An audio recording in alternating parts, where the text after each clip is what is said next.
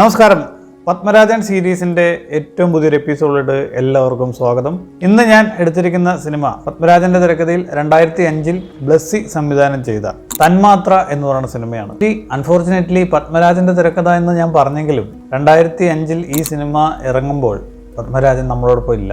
ആയതുകൊണ്ട് തന്നെ പത്മരാജന്റെ തിരക്കഥ എന്ന് നമുക്ക് അവകാശപ്പെടാൻ പറ്റില്ലെങ്കിലും പത്മരാജന്റെ തന്നെ ഓർമ്മ എന്ന കഥയെ ആസ്പദമാക്കിയാണ് ബ്ലസ്സി ഈ സിനിമയ്ക്ക് തിരക്കഥ ഒരുക്കിയിരിക്കുന്നത്. അൽഷിമേഴ്സ് എന്ന രോഗവുമായി ബന്ധപ്പെട്ടാണ് ഈ സിനിമ സംഭവിക്കുന്നത് തന്നെ. ആയതുകൊണ്ട് തന്നെ അൽഷിമേഴ്സ് എന്ന രോഗത്തെ ഈ സിനിമയിൽ പ്രതിപാദിക്കുന്നതും അതുമായിട്ട് ബന്ധപ്പെട്ട് ഒരാളുടെ ഓർമ്മ പോകുന്നതും ആണ് ഈ സിനിമയുടെ കഥാപശ്ചാത്തലം. ഞാൻ ഈ സിനിമയുടെ കഥയെപ്പറ്റിയൊന്നും ഇനി പറയുന്നില്ല, കാരണം തന്മാത്ര എന്ന സിനിമ കാണാത്തതായിട്ട് ഒരു മലയാളി ലോകത്തുണ്ടാകത്തില്ല. അത്രമേൽ നമ്മളെ ഉള്ളുലയ്ക്കുന്ന ഒരു സിനിമയായിരുന്നു 2005 റിലീസായ തന്മാത്ര എന്ന് പറഞ്ഞ സിനിമ. സി മോഹൻലാലും ആദ്യമായി ഒന്നിക്കുന്ന സിനിമ എന്ന പ്രത്യേകത കൂടി തന്മാത്രയ്ക്ക് ഉണ്ടായിരുന്നു. സിനിമ വാരിക്കൂട്ടിയ അവാർഡുകൾക്ക് കയ്യും കണക്കുമില്ല. ഒരുപാട് ദേശീയ സംസ്ഥാന അവാർഡുകൾ വാരിക്കൂട്ടിയ സിനിമയായിരുന്നു തന്മാത്ര. ദേശീയ അവാർഡിൽ മികച്ച പ്രാദേശിക ചിത്രമായിട്ട് തിരഞ്ഞെടുത്തത് തന്മാത്ര എന്ന ചിത്രമായിരുന്നു. 2005 5 സംസ്ഥാന പുരസ്കാരങ്ങൾ: മികച്ച നടൻ, മികച്ച തിരക്കഥ, മികച്ച സംവിധായകൻ, മികച്ച ചിത്രം, പ്രത്യേക ജൂറി പരാമർശം അർജുൻ ലാൽ, അതായത് മോഹൻലാലിന്റെ മകനായിട്ട് ചെയ്ത ക്യാരക്ടർ.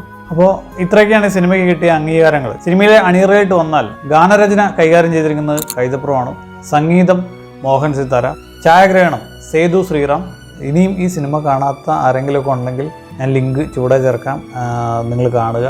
എന്താണ് തന്മാത്ര എന്ന സിനിമയെ പറ്റി നിങ്ങളുടെ അഭിപ്രായം എന്നുള്ളത് രേഖപ്പെടുത്തുക. ഇനി ഇപ്പോൾ പത്മരാജൻ സീരീസുകളുടെ ഒരു അധ്യായം ഇവിടെ തീർന്നു. ഇതുവരെ നമ്മൾ സംസാരിച്ചത് പത്മരാജൻ തിരക്കഥ എഴുതിയ സിനിമകളെ പറ്റിയാണ്. ഇനി നമ്മൾ സംസാരിക്കാൻ പോകുന്നത് പത്മരാജൻ തിരക്കഥ എഴുതി പത്മരാജൻ തന്നെ സംവിധാനം ചെയ്ത സിനിമകളാണ്. അപ്പോൾ ഒരധ്യായം ഇവിടെ തീർന്നിരിക്കുകയാണ്. അപ്പോൾ അങ്ങനെയാണ് തന്മാത്ര എന്ന സിനിമയെ പറ്റി ഞാൻ പറയാതെ തന്നെ നിങ്ങൾക്കറിയാവുന്നതാണ്. മോഹൻലാലിൻ്റെ കരിയറിൽ 2000-ന് ശേഷം എടുത്തു നോക്കിയാൽ ഏറ്റവും മികച്ച കഥാപാത്രങ്ങളിലൊന്നാണ് തന്മാത്രയിലെ രമേശൻ എന്ന് പറയുന്ന കഥാപാത്രം. എന്താ പറയുക, സിനിമയുടെ ക്ലൈമാക്സിനോടൊക്കെ അടുക്കുമ്പോൾ കണ്ണു നിറയാതെ ഈ സിനിമ കണ്ടു തീർക്കാൻ പറ്റില്ല എന്നുള്ളതാണ് ഏറ്റവും വലിയ പ്രത്യേകത. പത്മരാജൻ തിരക്കഥ എഴുതിയ 19 സിനിമകളും നമ്മളിവിടെ സംസാരിച്ചു. പത്മരാജൻ തിരക്കഥ എഴുതിയ എല്ലാ സിനിമകളും ബ്യൂട്ടിഫുൾ ആണെന്ന് അറിയാം. അതിൽ ഒരെണ്ണം സെലക്ട് ചെയ്യാൻ പറഞ്ഞാൽ ഏത് സെലക്ട് ചെയ്യും? ഇനി പുതിയൊരു അധ്യായം നമ്മൾ തുറക്കുകയാണ്, പത്മരാജൻ എഴുതി പത്മരാജൻ തന്നെ സംവിധാനം ചെയ്ത സിനിമകളായിട്ട്. അപ്പോൾ പത്മരാജൻ സീരീസ് തുടർന്നുകൊണ്ടേയിരിക്കും. ഇനി സംഭവിക്കാൻ പോണത് ഈ സീരീസിൽ ഒരു ഷിഫ്റ്റാണ്. ശരിക്കും പത്മരാജൻ ഡയറക്റ്റ് ചെയ്ത സിനിമകളും കൂടിയാണ് ഇനി പറയാൻ പോകുന്നത്.